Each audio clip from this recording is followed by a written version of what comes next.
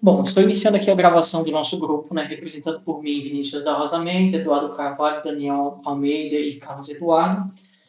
Como primeiro desafio, né, a gente tem que mostrar todas as execuções via Docker Compose, então já deixei aqui preparado, né, a gente está aqui com todos os serviços rodando, já fiz um Docker Compose down e up, só para a gente ver, né, ele rodando, então eu tenho todos os serviços aqui de pé rodando. Alguns pontos diferentes que a gente fez, né? Uma internalização das imagens, a gente deixou isso tudo rodando local, né? Então, aqui no Docker Images a gente tem, né, todas as imagens aqui internalizadas. A gente não chegou a jogar isso para o Docker Hub, mas já atendeu a nossa necessidade. Parte de Postgres, Redis, a gente também internalizou as imagens, nós estamos usando a imagem pública do Postgres e nem do Redis. E um detalhe a mais, a gente está utilizando o ElasticMQ e o DynamoDB localmente, né? Eu sei que no desafio pedia para a gente apontasse direto lá para a AWS, mas a gente queria fazer uma situação de um teste 100% local, sem depender da AWS. Então, porque no nosso projeto a gente testou via Docker Compose, via Minikube, e depois que a gente foi para a AWS. Então, a gente fez esses três cenários e a gente precisou, daí, no caso, rodar localmente só para a gente validar tudo. Então, eu estou usando essas duas imagens aqui também personalizadas. Como é que está o nosso Docker Compose, né? Então, abrindo ele aqui, a gente tem todos os serviços aqui configurados, né? Coisas que a gente adicionou como o Health Check e o Depends On para a gente, né, garantir aqui a subida dos serviços e o Health Check também para garantir que o serviço não vai subir quebrado. Algumas coisas que a gente não fez, né, que a gente sabe que é importante fazer, que é a questão do Docker Secrets, né, para informações insensíveis, né, como a database URL e o Master Key. A gente deixou aqui como texto exposto, mas a gente sabe que a melhor abordagem seria jogar isso para Docker Secrets e puxar isso como env. Então aqui tem a parte de banco de dados. Na imagem base aqui do Postgres a gente não fez nada, a gente só basicamente internalizou. Então aqui basicamente rodou o Postgres e expôs ele na porta 5432. O que mais, né? Então aqui tem o Flex Service também, tem a parte de banco de dados, o Target Service, o de banco de dados. Todos eles a gente mapeou volumes, né? Para poder deixar de forma estática. E também os bancos de dados a gente já mapeou também a execução do init SQL já para quando a base subir, já configurar localmente o script lá de inicialização do banco, que é na tabela. Evaluation Service, Redis, Analytics Service, com os apontamentos tudo via local, né, internamente ali via Docker, com o endereço do service de cada recurso. DynamoDB, então a gente usou essa documentação da AWS para rodar o DynamoDB localmente e o ElasticMQ, que seria um substituto ali do SQS, para a gente conseguir rodar localmente, inclusive rodando comandos da AWS, né? O AWS ali ele funciona com o ElasticMQ. O usuário e senha para esse cara, no caso, seria todo local. Então, o Access D e o Secret ID, ele seria basicamente local, e a única coisa a mais que a gente precisou configurar no projeto foi adicionar essa variável de endpoint, passando aqui no DynamoDB, e aí no código do serviço também tem essa questão, né? Então, DynamoDB endpoint, ele valida se tem, ele troca aqui o Session Client ID usando o valor aqui, ao invés de usar esse aqui. Bom, então aqui a gente tem a parte do Docker Compose configurada, as imagens são, né, internas aqui na máquina. Parte de network a gente também usou uma network separada, passando aqui uma subrede diferente, né?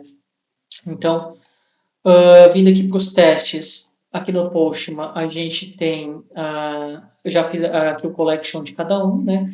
A gente está utilizando tudo via variável, então aqui os endereços estão tudo via variável, então a gente fez aqui três, né, scopes, né, fiap docker para o Docker, EKS para a AWS e o K8S seria para o Minikube. Então a gente tem os três apontamentos aqui.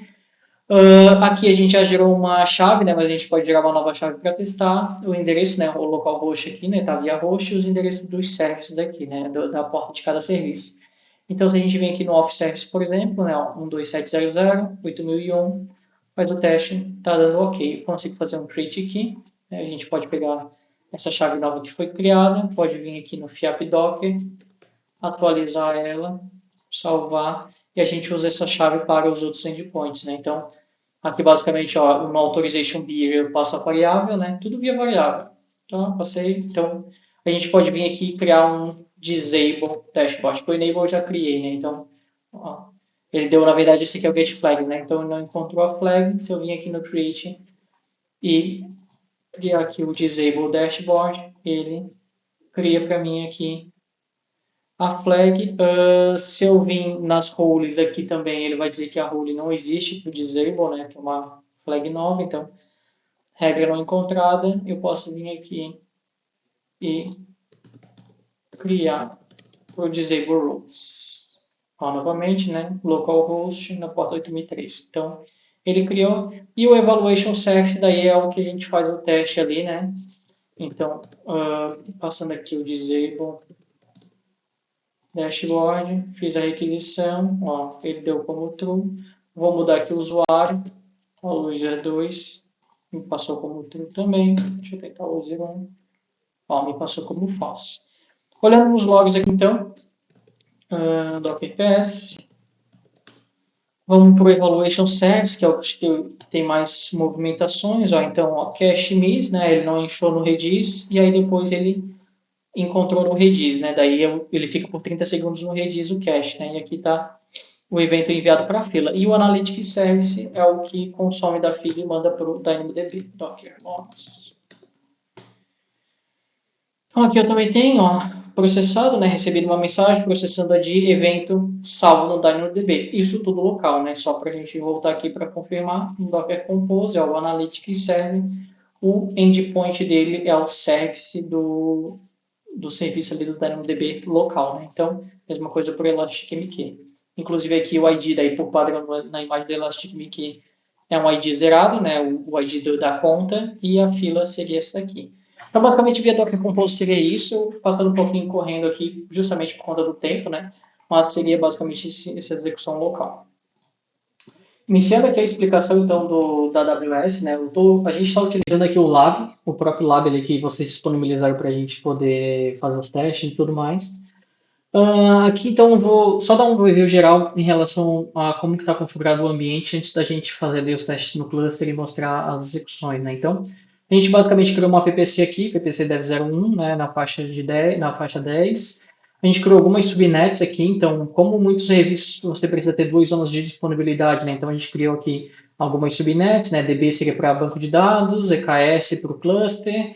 Esse externo é uma subnet dedicada para um EC2 que a gente subiu ali só para fazer os comandos do kubectl, enfim, fazer todos os testes ali internamente para não acessar diretamente da nossa máquina, e sim dentro do ambiente para evitar essa exposição. PVS aqui seria a parte dos endpoints ali do Redis e do DynamoDB, e o SQS para as filas, né? Então a gente está trabalhando com duas route tables, a RT interna e externa. A externa utiliza o IGW para comunicação de entrada e saída, e a interna utiliza o NAT Gateway para a gente poder só permitir a saída, né? Então aqui a gente deixa as redes todas privadas. E nessa route table está associado todas as subnets, menos a externa, que seria ali para a gente poder acessar essa VM e fazer as execuções locais ali, né, dos comandos do kubectl para acessar o cluster. Então aqui eu tenho o Internet Gateway, né, como apresentado ali, tem aqui o Internet Gateway e tem o NAT Gateway aqui também, com 2 IPs configurados, que a gente está usando 2 zonas de disponibilidade, né, então a gente está com 2 IPs aqui públicos configurados.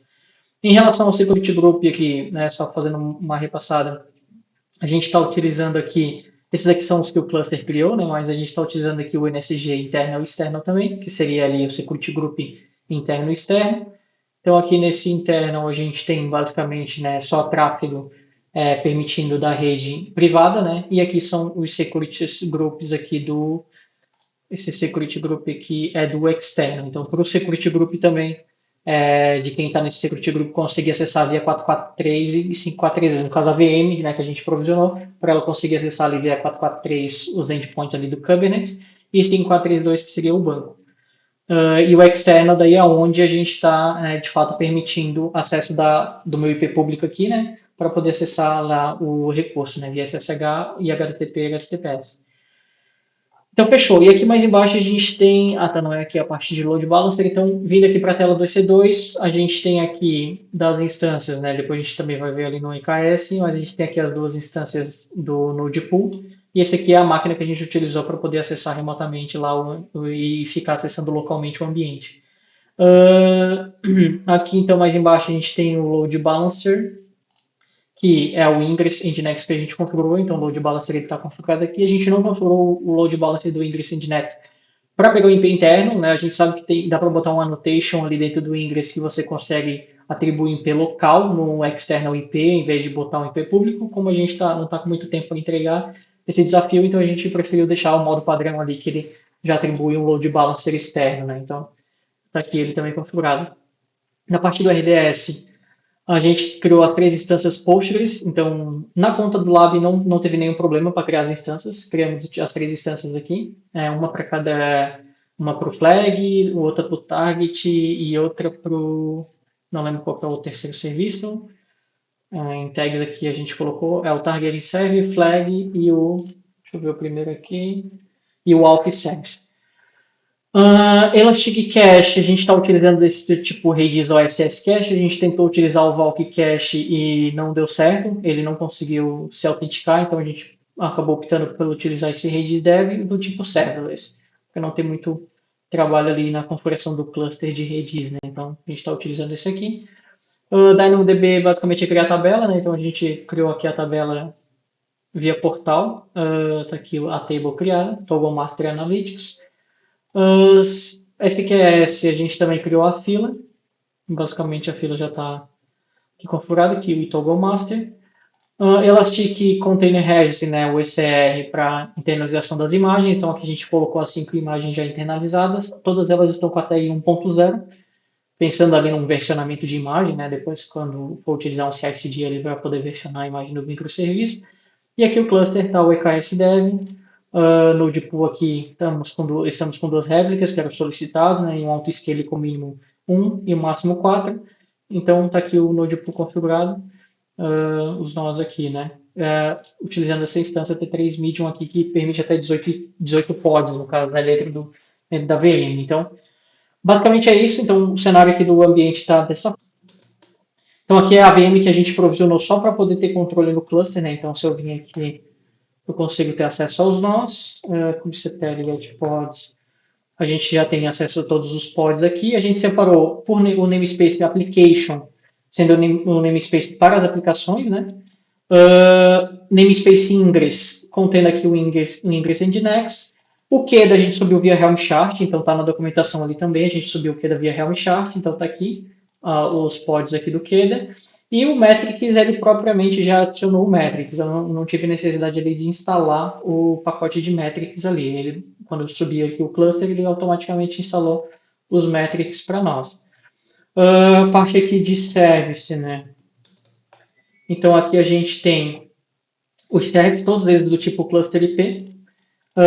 Aqui a gente teve que fazer uma jogada, né? Porque como o Ingress está no namespace diferente do application, a gente teve que criar esse external name para poder direcionar o apontamento. Então, lá no Ingress Nginx, lá o path que a gente passa, a gente manda para esse Analytics Service Backend, por exemplo, e ele faz um redirecionamento para esse cara aqui que está no outro namespace, né? Senão, tentar apontar direto para esse service com um namespace diferente, o Ingress Nginx não conseguia reconhecer rota, né? Ele não achava o endereço. Então, a gente teve esse external name e aqui o load balancer, né? Então, a Ingress Nginx está do tipo load balancer, pegando aqui o IP público aqui do ELB. Expondo as 2 portas, né, a 80 e a 443. No mais, acho que da parte de service é isso. Então, também aqui a gente tem, né, HPA, onde a gente subiu aqui o Evaluation Service, né, Evaluation Service HPA, e o Analytics está via QEDA, né, então, deixa eu dar aqui um Scale Object. Eu tenho aqui o QEDA. Aqui eu vou atualizar, só por causa da autenticação aqui da AWS do Lab, que eu esqueci de atualizar agora, eu vou modificar aí na gravação e a gente já vai ver ele aqui como ready. O que mais? Então aqui a gente tem os pods, vamos fazer as execuções de curl, né? Então o que eu tenho aqui? Eu criei esse environment aqui dentro do Postman, então aqui eu já estou apontando para o IP público do load balancer. Pode ser o DNS também, mas nesse momento minha máquina, como é uma máquina da empresa, eu não estou conseguindo resolver o DNS do load balancer, ele não propagou o DNS, então eu estou usando o IP público. E aqui eu também já tenho do Evaluation Service Key, aqui que a gente gerou, né, na primeira execução ali. Eu tenho essa aqui, não do Docker Compose, né, mas quando eu gerei na AWS, mas a gente pode criar uma nova aqui, sem problema nenhum. Então aqui, basicamente, né, no Off Service, o status ok. Se a gente vir aqui no Create Key, lembrando, né, FIAP EKS, então eu estou usando esse profile aqui, que o host aqui, ó, tá o host público, e a rota ali que seria o barra alf, que foi solicitada no Nginx, né? As rotas personalizadas, né? Então barra alf, barra admin, barra keys. Eu mando aqui um create aqui, ó, ele me criou aqui. Vamos fazer o seguinte, já vamos atualizar essa aqui, que aí a gente já usa uma aqui nova. Eu vim aqui, beleza, atualizei, então vamos fazer um get flags aqui. Enable dashboard, gera uma flag que eu tinha criado antes, então está aqui, a flag está criada. A gente pode vir aqui e criar uma flag nova, né? Então, se a gente vir aqui no body e passar um disable dashboard, a gente pode criar essa flag também. No targeting service também, para poder ver as regras, né? Então, vamos dar aqui um disable dashboard, ele vai dizer que não tem regra ainda criada, né? Regra não encontrada, a gente pode vir aqui e dar um create roles. Ó, de novo, o host público e a rota barra targeting. Então, vim aqui no body, disable dashboard. Eu executando aqui, ele também deu certo. No evaluation service, então, a gente tem aqui também, ó, público, passando a rota evaluation, passando um ID qualquer, né, um usuário qualquer, e aqui a gente vai passar o disable dashboard. Fez uma requisição, deu false. Ele está dando por enquanto false. Deixa eu mudar aqui o usuário. Bom, usuário 2 deu true. E agora a gente olhando os logs, né? Então, get port application. Vamos dar uma olhadinha aqui nos logs. Application. Então vamos olhar o log do Evaluation Service, né? Ó, cache miss, que ele está sem o redis, né? Depois cache hit, quando ele já encontrou o cache, né? E evento de avaliação enviado para SQS. Então, se a gente quebrar aqui a tela em dois, se eu vim aqui "-f", a gente dá uma execução aqui, ó. Ele perdeu, ele não tem o cache, né, do redis, evento de avaliação enviado, rodando de novo, ele acha o cache. Eu acho que no projeto está configurado para 30 segundos para ele manter o cache no redis, se eu não me engano. Mas é isso. Então aqui tem os logs, né, a mesma coisa do log do application, do analytics. Se a gente for dar uma olhadinha aqui, ó. De novo, no evaluation, gerei a fila, recebi uma mensagem, processando mensagem de evento salvo no DynamoDB. Então, ele já conseguiu fazer aqui também o envio para o DynamoDB com sucesso. O que temos mais aqui do que precisa passar? Então, essa parte seria do execução. Se a gente vir aqui no portal, no DynamoDB, a gente consegue ver, né, os registros. Então, em tables aqui, toggle master em Explore Items. Então, aqui em Explore, a gente consegue ver, ó, todos os eventos gerados aqui, ó, Disable Dashboard, que foi o que a gente testou, com os usuários passando false e true, né? Então, o DynamoDB aqui está funcionando certinho, a parte de fila do SQS também, né? Ele criou as mensagens na fila, então se a gente dá uma olhada aqui, a gente consegue ver que houve, né, as mensagens ali, ó, número de empty, deleted, número de mensagens recebidas, né? Então, tem aqui as mensagens contabilizadas. Então, no mais da parte ali do ambiente em si, seria isso. Mostrando então agora a parte de auto-scaling, né? O que eu tive que fazer aqui antes de apresentar, basicamente eu só atualizei ali as credenciais do Keda, que eu tinha comentado antes na outra parte. Então depois que eu atualizei aqui, ó, fiz o que tipo, já está funcionando aqui, ó, ele está como ready igual a true. A parte do HPA, para a gente poder escalar o Evaluation Service, como ele é um microserviço que não consome muita memória, por mais que tu rode bastante processo em cima dele, eu tive que colocar o HPA para um target de 10% para pelo menos conseguir escalar e a gente conseguir evidenciar isso aqui nos testes, né? Então, o que eu vou fazer aqui? Detalhe, o QED a gente deixou como 0 réplicas na configuração dele. Então, isso facilita porque, como ele é um consumidor de uma fila, então ele necessariamente não precisa ficar de pé, você não precisa deixar ele de pé consumindo recurso. Então, ele fica desligado. Se houver mensagens na fila, ele acaba fazendo ali o auto-scaling, né? Então, aqui tem até a configuração, só para mostrar para vocês, do Analytics aqui, ó, QEDA. Então, Basicamente, a gente está usando o mínimo réplica 0 até 5 e o target seria de 5 mensagens na fila para a gente poder ali evidenciar, né, e conseguir visualizar o autoscaling. Então, o que eu vou fazer aqui? No Postman, nesse collection aqui do Evaluation Service, no Get Evaluate, que é onde ele cria a mensagem na fila, né, a gente vai passar aqui um total de 10 usuários simultâneos. Vamos botar aqui durante 3 minutos e a gente vai dar um run no teste e a gente vai ver o autoscaling acontecendo. Então, bom, botei aqui para rodar. E aqui a gente pode dar um get pods menos n application. Ó, a gente pode dar um at menos 1. Tá, ele está criando as mensagens na fila. Deixa eu só scale object, só para ver se ele já trigou. Tá como true aqui, mínimo 0, máximo coisa. Deixa eu ver o top pods aqui para a gente ver o consumo. Ó, o evaluation ele não consome quase nada, por mais que tenha muito request, o target dele ali fica muito baixo. Deixa eu tentar só jogar aqui. Tá, isso aqui a gente deixa por enquanto de fora. Ó, só o Analytics serve que por enquanto ele tá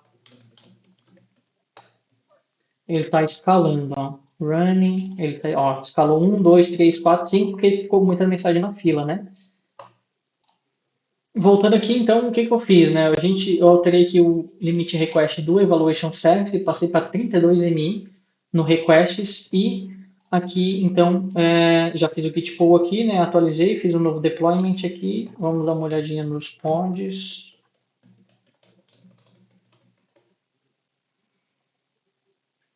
Ó, aqui ele ainda está processando as mensagens, né? Deixa eu dar uma olhada aqui. Ó, ele ainda está processando os eventos. Ó, ele até deu um erro aqui de processo do DynamoDB. Não sei se é a quantidade de request ali que acabou travando ele, ou se é porque outro microserviço já consumiu a mensagem, por isso que ele deu essa falha, né? Mas aqui a princípio, ó, ele está processando os IDs, beleza. Agora o Evaluation Service escalou, tá vendo? Ele já escalou por causa que eu botei o request muito baixo, né? kubectl, top pods, application. Ó, o Evaluation Service 8MI, kubectl, HTTP1. Agora a memória subiu, ó, tá 26%. Eu tive que botar no mínimo do mínimo só para a gente poder ver esse autoscaling rolando, né? Mas se for num cenário real, claro que o request limits aqui vai ser maior, né? O padrão que eu estava usando 256 e 512, e aí por isso um microserviço só dava conta do recado, né? Então, também não quis passar, por exemplo, 100 requests simultâneos para não quebrar. Também no código, se eu não me engano, tem limite de requisição para o banco, então se eu passasse mais de 10, ele ia acabar estourando. O default veio como 5, eu alterei como 10 no código, até para poder testar um pouquinho mais a carga. Mas é isso, a parte de autoscaling, então, eu acredito que esteja apresentada, né? Ele está aqui já escalando.